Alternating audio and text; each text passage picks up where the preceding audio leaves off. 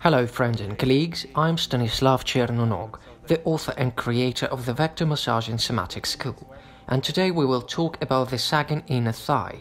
As always, we're talking about an aesthetic problem. A huge number of women spend significant resources on solving this problem, feel insecure and suffer. In addition, this also tells about certain health problems. Thus, when dealing with this situation, we must work for health, so by solving this problem, we will also improve the health of our patients. Let's see where the inner thigh is located and what it looks like on the body. The inner surface of the thigh from the knee to the pubis to the ischium, the entire inner surface is an area that often loses its tone, changes in shape, gets overgrown with subcutaneous fat, and as a result, after a while, a rather bright and strong cellulite develops there. How does it look on a body? First, mainly the upper part of the inner thigh gets affected, so the knees look disproportionately small in comparison with the voluminous thigh. It does not look very attractive. Secondly, the inner surface of the thigh is divided into several levels by folds. There is a fold of the highest part and a crease corresponding to the second third of the thigh. They are distinctly different. A healthy state is when our inner surface is smooth and even. If folds appear, the viewer unconsciously perceives it as a state of obesity and irregular shape. It's not nice. In addition, we can observe longitudinal stripes related to the fact that the volume is increased, and this volume tightens the skin and forms relevant folds along the front inner surface. What health difficulties does this situation indicate? If your inner thigh is uneven and begins to gain volume, first we can say that a fairly significant number of people injured these areas when doing sports. A significant number of gymnasts injured the muscles of the inner thigh and hip adductors trying to do the splits. The second problem that this condition can indicate is a violation of lymph circulation. Fluid does not circulate normally in inguinal and intestinal lymph nodes for some reason. They let the liquid pass, and accordingly the liquid begins to accumulate on the inner surface of the thigh. In addition, a common history is intestinal prolapse and spasm of the obturator nerve. Accordingly, the muscles that are controlled by the obturator nerve cannot function normally. And finally, the last problem is the problem of the obturator foramen, when some kind of inflammatory processes along the pelvic floor lead to the fact that the obturator foramen becomes inflamed and reduced in volume, and accordingly, the nerves and vessels that pass through this opening do not work correctly, and this leads to impaired circulation and overgrowth of adipose tissue. Let's ask our model to lie down on the couch and look at the pitfalls of working with this region, because the region is very difficult. In fact, if we're talking about the inner surface, this area is extremely dangerous and delicate. Firstly, I regularly come across patients who have faced indelicate attitude to their inner thighs of masseurs. This part is extremely charged with sexuality. As a rule, we do not allow anyone to touch the inner surface of the thigh. So when specialists begin to grab or touch these places, this evokes very unpleasant emotions in patients to the point that patients refuse to work with these specialists and don't allow anyone to touch their legs. Every time you touch the inner surface, you must attentively look at the patient, say that it is necessary, that if you feel uncomfortable, insecure or don't like something, you must definitely tell me about it. This is very important because the moment the patient knows exactly how to let know if something is wrong, the patient immediately calms down, and effects of massage will be much stronger. The second very important thing that is important to mention is that it is not recommended to work in these areas with young patients during puberty. As this area is inevitably associated with sexuality, if we are working with the inner thigh of a young patient, this will inevitably be perceived as a sexual experience, and we don't want our work directed on aesthetics to be perceived and remembered by the patient as a sexual experience. I am sure that many of you will remember the cases when indelicate touches laid the experience and behavioral stereotypes for the rest of your life. This fact is extremely important and should not be neglected. I was in a sanatorium and I had a massage there. I came to the sanatorium for the first time. They sent me a masseur. He gave me a whole body massage including this zone. In general, I felt extremely uncomfortable, but I just realized that I have an image in my head of men that attract me. I like bald men. So the masseur from the sanatorium was bald as well, and for some reason I was very afraid of him. I just remembered this while you were talking. I even have goosebumps. Well, and accordingly, regular relationships will be tied to a certain amount of fright. You need to realize that the whole context of the very first experience with a person, even which didn't imply any sexual context, will be captured. Bald, some level of fright, rejection, this is the pattern that will be reproduced, and alas, almost nothing can be done about it. It's better to admit it and just leave considering this fact. And finally, if we are talking about the inner surface of the thigh, then a very large number of lymph nodes and lymphatic vessels are located here. Accordingly, energetic work with these areas is potentially dangerous in terms of trauma to the lymphatic system and excessive inflammation of the lymph nodes. We must be clearly aware that before working on the inner surface, we should initially work on the intestines from below and the inguinal lymph nodes.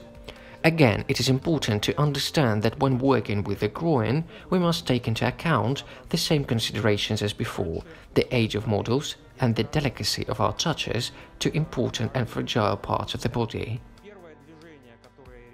The first movement that I recommend you to use is the simultaneous and sequential work initially on the inguinal lymph nodes, when we simply put our hand on the inguinal fold and hold it, slightly shifting inward and upward. An extremely slight shift for a minute or two, this will help to remove a certain amount of lymph and make a room for the lymph that will flow from the bottom of legs. After you have drained the fluid from the lymph nodes, you can start lifting fluids from the inner thigh.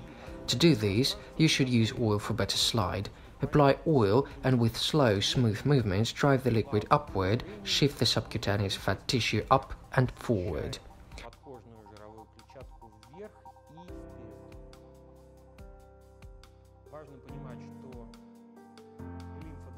It is important to understand that lymph moves very slowly, therefore, if your movements are quick, this won't lead to any positive effects. That way you will be working for other systems.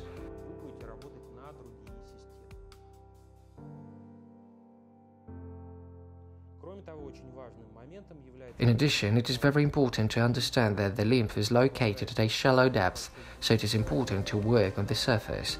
If you make a mistake with the depth, you won't get the healing effect.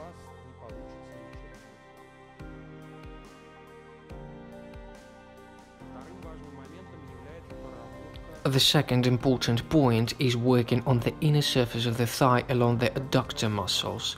As you know, we have several adductor muscles: adductor magnus, adductor longus, adductor brevis and pectineus.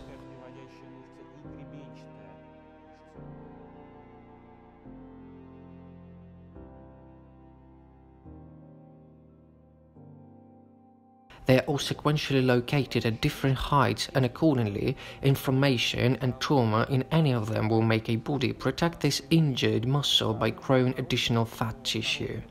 For example, I can say that there is a distinct soreness in the adductor brevis. If this was a video about kinesiology, we could check the validity of my statement. We would have discovered that the adductor brevis does not operate well enough, and an injury along it leads to the subcutaneous fat tissue proliferation. Let's check. We move the leg to the middle. Nope. Put your hand here, move the leg to the middle, and now our leg is working. This acute soreness is evidence that at some point during physical exercise or in everyday life, our model either slipped or stretched her leg. Thus, she tore the muscle fibers, and there are still consequences of that injury, and it is impossible to succeed in correcting the inner surface of the thigh without healing this old injury. The next very important thing is intestinal prolapse. We can check how much the intestines have prolapsed through kinesiology, through the piriformis muscle test. It's important to understand that if there is prolapse, the intestines will clump the obturator foramen and the nerves that control the adductor muscles. The arteries that pass through this area will be compressed, and consequently, if the obturator foramen is squeezed and the intestines are lowered, no matter how much we exercise, what diet we are on, we will never get positive results on the inner surface. The recommended position for working on the inner thigh and adductors is lying on the side, putting the leg we are working on down and bending the upper leg's knee. Turn around. So we have worked with the intestines, elevated the intestines including through our favorite pump exercise, worked on the inguinal lymph nodes and worked on the lymph nodes in the intestines. The next phase will be working on the obturator foramen. The obturator foramen is located between the ischial and pubic bones and the inner surface of the femur. How can we find it? We move along the inner surface of the thigh and reach an obstacle in the form of a bone landmark. Here is the ischial bone. We go under it internally, that is, if we speak about the body, then more externally. We move as close as possible to the outer surface of the thigh, plunge as deep as possible, and here we enter the space of the obturator foramen. It is very important to work on this area with delicacy, asking our patient how comfortable the one is and if our actions are unpleasant. It is important to work on this zone until the pain disappears. Usually, this zone, especially at the beginning, is extremely painful. The inner thigh is not an area that deals with load in everyday life. Therefore, it is an extremely delicate place in terms of sensitivity. After you have worked on the obturator foramen, it is recommended to work with the attachment points of the adductor muscles along the pubic bone and along the ischium. In addition, an important part is to separate the adductor muscles among themselves and from the rest of the structure. The adductor magnus muscle is connected to the inner head of the quadriceps muscle in the front and to the semimembranous muscle in the back. Therefore, it is very important to separate the structures from each other so that the fluid moving in the space between the muscles could pass freely. I repeat once again that this work requires an understanding of anatomy and is potentially dangerous. If you don't know where to push, you can put pressure on the lymph nodes and cause inflammation and severe consequences in the human body. Once you have separated the muscles, the level of soreness will noticeably decrease. I think our model will confirm that this has already happened. After that, you can start working with subcutaneous fat tissue. Again, I will repeat that we are kneading the inner surface of the thigh only after we have actually worked on the inguinal lymph nodes and the abdomen lymph nodes. As always, when it comes to aesthetic treatments, we want to get results as quickly as possible. We must take into account that increasing the load will not help us speed the process. Body will change as quickly as it can. Therefore, we should repeat this at least 8 to 10 times and preferably take about 15 procedures. Special areas to look out for in this case are the inside parts of the knees. Very often, not in this situation with our model, but fairly regularly, a specific bone grows along the inner lower part of the knee. It does not look attractive because it makes the knee look larger from the inside, and consequently, this leads to visual deformation of the legs. They start to look crooked and X-shaped. It usually happens in combination with an excessively enlarged lateral surface of the thigh. Large inner knee and a wide pelvis displaced to the bottom visually looks like X-shaped legs. From here, it is also worth working with the same concepts that relate to the inner thigh.